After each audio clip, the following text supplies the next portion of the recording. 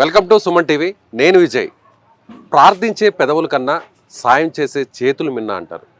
కష్టాల్లో ఉన్నవారికి, ఆపదలో ఉన్నవారికి మేమున్నామంటూ చేయూతను అందిస్తుంది తెలుగు రాష్ట్రాల్లో. 2 తెలుగు రాష్ట్రాల్లో కూడా తమ సర్వీసెస్తో, తమ చారిటీతో ఎంతో మంచి పేరు తెచ్చుకుంది క్లింకారా ఫౌండేషన్. ప్రజెంట్ మనతో పాటు క్లింకారా ఫౌండేషన్ చైర్మన్ గుడివాక లక్ష్మి గారు ఉన్నారు. ఆమెతో మాట్లాడదాం. ఫౌండేషన్ ఇప్పటివరకు ఎలాంటి సర్వీసెస్ అలాగే ఎలాంటి చారిటీస్ చేస్తుందో నేరుగా తెలుసుకుందాం. నమస్తే మేడం. నమస్తే. అసలు ఈ ఫౌండేషన్ ఏర్పాటు చేయడానికి ప్రధాన రీజన్ ఏంటంటే? చిన్నప్పటి నుంచి నాకు సోషల్ సర్వీస్ అంటే చాలా ఇంట్రెస్ట్ ఉండేది. సో ఏంటంటే ఆ ఇంట్రెస్ట్తోనే నేను జాబ్ చేసినప్పుడు కూడా నాకు వీలైనంత సహాయం చేస్తూ ఉండేదాన్ని. బట్ నాకేంటంటే ఒక ఫౌండేషన్ పెట్టాలని ఒక కోరిక ఉండేది. 2010లో నుంచి మా హస్బెండ్ కానీ మా మావయ్య కానీ సమాజ సేవలో ఉన్నారు. లక్కీగా వాళ్ళ ఇంటికి నేను కోడలుగా వెళ్ళడం, ఆ విధంగా నాకు ఈ ఫౌండేషన్ పెట్టాలనే కల నెరవేరింది. సో మీ హస్బెండ్ ఏ వర్క్ చేస్తుంటారు? తను వచ్చేసి ప్రైవేట్ లిమిటెడ్ కంపెనీస్ ఉన్నాయి. యూకేలో సాఫ్ట్వేర్ కంపెనీ ఉంది. సో అవన్నీ తనే మేనేజ్ చేసుకుంటారు. సో అలా హస్బెండ్ కూడా మీకు సపోర్ట్గా నిలుస్తున్నారు అంటే అలా కంపెనీని నడుపుకుంటూ. సో ఇలా చారిటీ కూడా మీ వెనక బ్యాక్ ఎండ్ లో మీ హస్బెండ్ ఉన్నారు. కంపల్సరీగా ఉంటారు కదండి. ఈ ఫౌండేషన్ ఎప్పుడు ఏర్పాటు చేశారు మేడం? ఫౌండేషన్ వచ్చేసి ఇప్పుడు 1 year అవుతుంది. మెగా అభిమానులము ఫస్ట్ నుంచి నేనైనా. ఆ వరల్డ్ లోనే మాకు అనిపించింది క్లింకారా అంటే సో రామ్ చరణ్ గారి పాప కదా, సో ఆ పేరు పెట్టారా లేదంటే వేరే రీజనా అనేది మాకు ఒక చిన్న డౌట్ ఉంది. సో అదేనా వచ్చింది? అంటే యాక్చువల్లీ నేను చిన్నప్పటి నుంచి మెగా అభిమానిని. తర్వాత మా ఫ్యామిలీ, మళ్ళీ తర్వాత నేను మ్యారేజ్ అయ్యాక మా హస్బెండ్ ఫ్యామిలీ కూడా మెగా అభిమానులే. సో ఇంకోటి ఏంటంటే మేము ఫౌండేషన్ స్టార్ట్ చేయాలనే టైంకి క్లింకారా పుట్టింది అనమాట. సో అందుకే ఏంటంటే ఇంకా అభిమానంతో క్లింకారా పేరుని మేము పెట్టేసుకొని అలా చేస్తూ ఉన్నాము. ఇంకేంటంటే వాళ్ళ పేరు మీద, అంటే ఇప్పుడు మనకు తెలుసు మెగా ఫ్యామిలీ అనేది ఎంతమందికి ఎన్నో విధాలుగా సహాయం చేస్తుంది, ఇంకా చేస్తూనే ఉన్నారు. సో అది మేము తీసుకొని ఆదర్శంగా తీసుకొని ఇంకా వాళ్ళ పేరు మీద మేము ఇలాంటి మంచి పనులు చేయడం మాకు చాలా సంతోషంగా అనిపిస్తుంది. సో మంచి పేరు పెట్టారు క్లింకారా. సో క్లింకారా పేరు పెట్టడానికి మెయిన్ రీజన్ అయితే అదే అన్నారు. సో చారిటీస్ ని ఎప్పటి నుంచి మీరు కంటిన్యూ చేస్తున్నారు? ఎప్పటి నుంచి స్టార్ట్ చేశారు? ఎప్పటి వరకు? చారిటీస్ అనేది నార్మల్గా అయితే మా హస్బెండ్ వాళ్ళు ఎప్పటి నుంచో చేస్తున్నారు. నేనైతే ఇంకా జాబ్ పర్పస్ లో ఉన్నప్పుడు అంత అయితే వెల్ సెటిల్డ్ కాదు కాబట్టి నా వరకు ఎంతవరకు చేశాను. బట్ 1 year నుంచి మాత్రం అయితే కంటిన్యూగా మేము ఇవి ఇంకా ఎక్కువ చేస్తూనే ఉన్నాం. ఎలాంటి చారిటీస్? ఎలాంటి అంటే ఇప్పుడు నార్మల్గా చదువు కోసం అనే కాకుండా, అంటే మెడికల్ బిల్స్ కానీ, అంటే వాళ్ళకి ఫండ్స్ రాక వృద్ధాశ్రమములు ఉంటాయి కదా, సో వాళ్ళకి మెడికల్స్ సపోర్టింగ్ ఏం లేక ఫుడ్కి కూడా చాలా ఇబ్బంది పడుతున్నారు. అలా మా ఫౌండేషన్ నుంచి ఇంకా ఫౌండేషన్కి కూడా మేము ఆ విధంగా సహాయం చేస్తున్నాము. తర్వాత హాస్టల్ ఫీజు అంటే ఎట్లా అంటే మనకి ఉద్యోగం కోసం వచ్చి చాలా ఇబ్బందులు పడుతూ ఉంటారు. అట్లా ఆ పిల్లలకి, అలాంటి వాళ్ళకి కూడా హాస్టల్ ఫీజు కూడా కట్టడం జరుగుతుంది. సో ఇంకా చాలా ఉన్నాయండి చెప్పాలంటే. అంటే మీరు కాంటాక్ట్ చేస్తారా లేదంటే ఏదైనా న్యూస్ ఛానల్స్లో ఏదైనా న్యూస్ పేపర్స్లో అలా ఏదైనా హెల్ప్ కోసం నీడ్ ఉన్న వాళ్ళని? యాక్చువల్లీ మా ఫౌండేషన్ క్లింకారా ఫౌండేషన్ ద్వారా అంటే సోషల్ మీడియా పేజ్లలో రిక్వెస్ట్ మెసేజెస్ వస్తాయి. అలానే మేము మీడియాలో కూడా చూస్తూ ఉంటాం రిక్వెస్ట్. అంటే ఎగ్జాంపుల్ మీకు చెప్పాను కదా, సో ఎట్లా అంటే February 1st మీ దాంట్లోనే లైవ్ టెలికాస్ట్ అయ్యింది. నర్సమ్మ అని నర్సింగ్ స్టూడెంట్ సో మీరే చేస్తారు. సో అట్లా అనమాట. వాళ్ళకి కూడా మేము మా ఫౌండేషన్ నుంచి 15,000 మేము చేయడం జరిగింది, చేసాము. కావాలంటే ఒకసారి ఫోన్ చేసి కూడా మీరు కనుక్కోండి. పర్లేదు.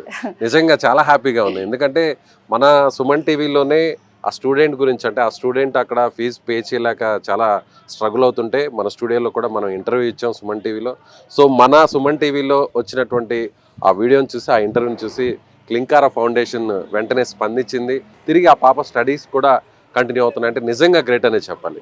నిజంగా గ్రేట్ అండి. ఎందుకంటే మా స్టాఫ్ కూడా ఏంటంటే ఇప్పుడు ఇవి రిక్వెస్ట్లు అన్నీ వస్తున్నాయి కదా, మా స్టాఫే డైరెక్ట్గా వాళ్ళని నోట్ చేసుకొని డైరెక్ట్గా వాళ్ళే వెళ్ళి ఎంక్వైరీ చేసి జెన్యూన్ అనుకుంటే మా ఫౌండేషన్ సహాయం చేస్తుంది. ఓకే, టీమ్ ఉంటుందా మీకు? టీమ్ ఉంటుంది. గ్రౌండ్ లెవెల్ లో ఫస్ట్ వీళ్ళు అక్కడ వెళ్ళి ఎంక్వైరీ చేస్తారు. ఇది రైటా రాదా, 30 మెంబర్స్ వరకు టీమ్ ఉన్నారు. 20 మెంబర్స్ అయితే వాలంటీర్స్ అన్నమాట. ఇంకా 10 మెంబర్స్ అయితే మాకు ఉన్నారు. ఆఫీస్ ఎక్కడ ఉంది? ఆఫీస్ వచ్చేసి విజయవాడ. ఓకే. 2 రాష్ట్రాల్లో కూడా చారిటీస్ చేస్తుంటారు. AP Telangana. So Vijayawada based లో అన్ని చోట్ల కూడా మీరు ఎక్కడన్నా కూడా ఏదైనా నీడ్ పీపుల్ ఉంటే అక్కడికి వెళ్తారు, వాళ్ళకి ఏదైనా అవసరమని మీరు చేస్తారు. అంటే ఆంధ్రప్రదేశ్ అనే కాదు, ఏపీ తెలంగాణలో కూడా ఉంది. బట్ ఏంటంటే మా ఆఫీస్ అక్కడ ఉంది కాబట్టి నేను అక్కడ ఇంకెక్కువ అవైలబుల్ ఉంటాను కాబట్టి సో ఇంకా అక్కడ ఇంకెక్కువ చేస్తున్నాము.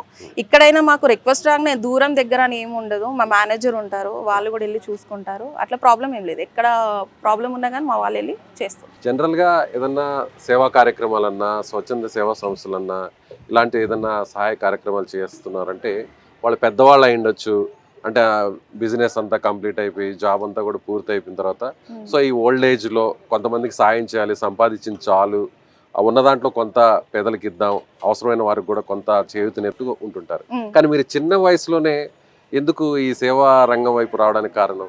అంటే స్ట్రగుల్స్ చూసాను కదా, పడ్డాను కదా. సో దానివల్ల ఏంటంటే ఫౌండేషన్, ఇంకోటి మా హస్బెండ్, మా ఫ్యామిలీ సపోర్ట్ నాకు ఉంది.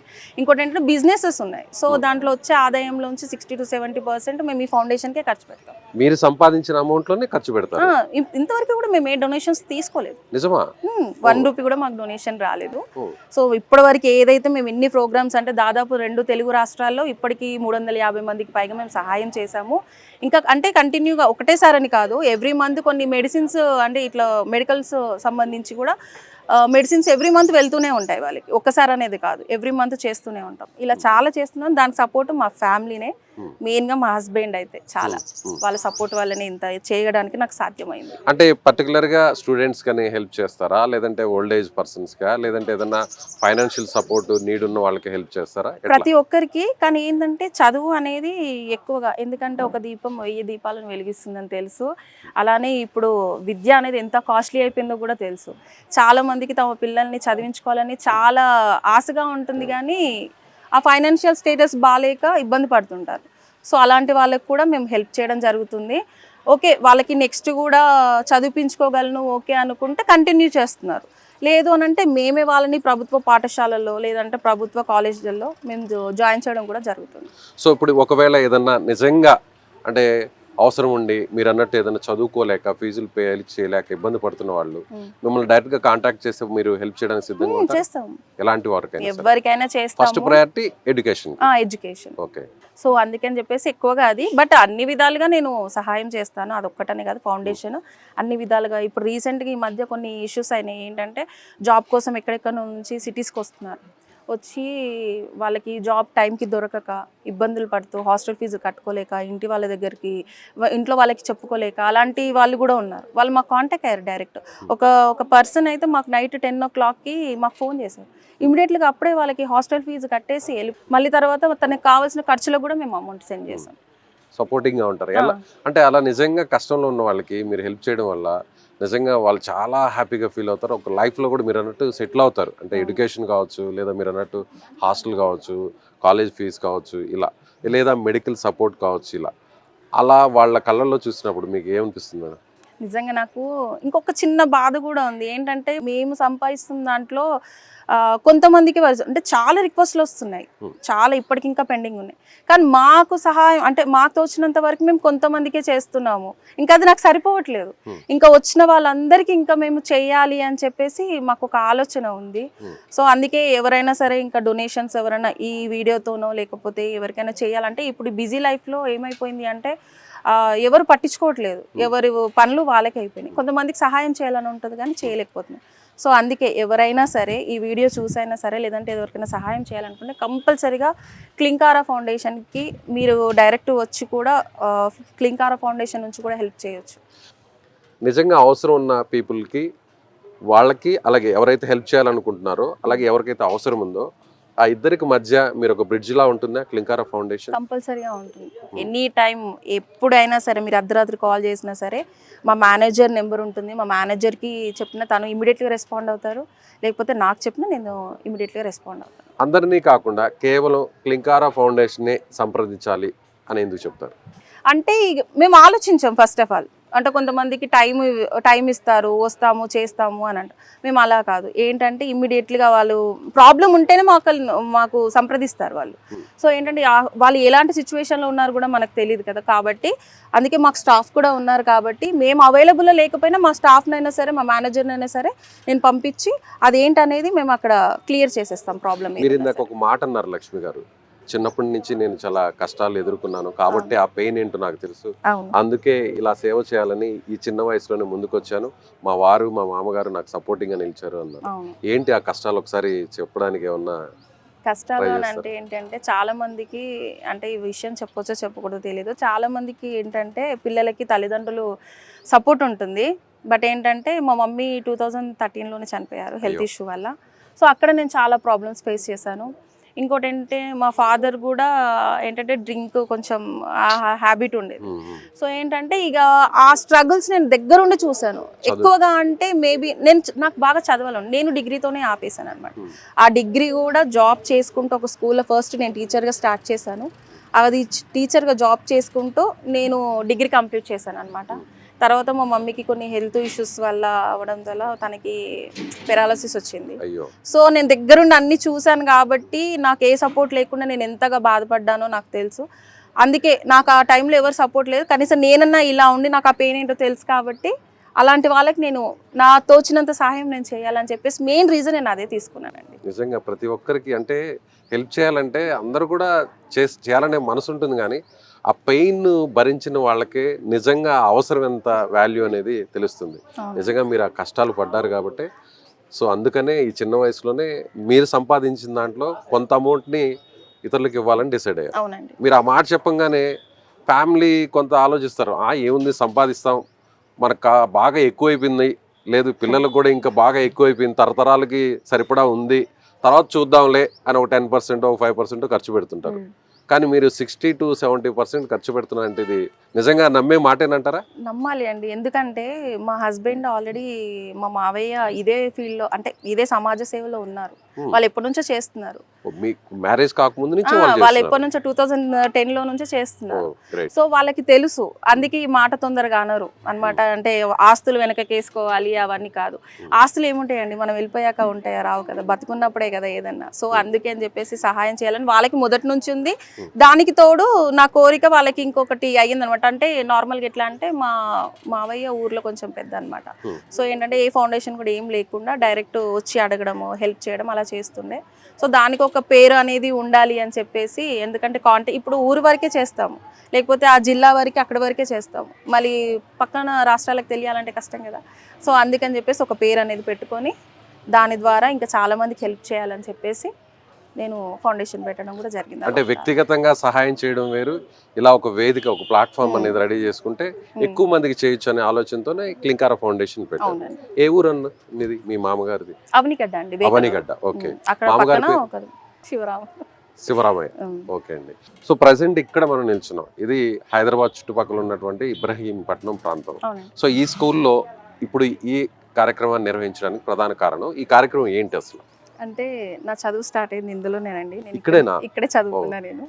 సో ఆ అభిమానంతో నా స్కూల్కి ఏదైనా చేయాలి, ఇది కూడా నా ఊరు అనమాట. నేను ఇక్కడే పుట్టి పెరిగాను, ఇదే స్కూల్లో చదువుకున్నాను కాబట్టి నా ఊరికి నా స్కూల్కి ఏదైనా ఒక చేయాలని ఉండేది.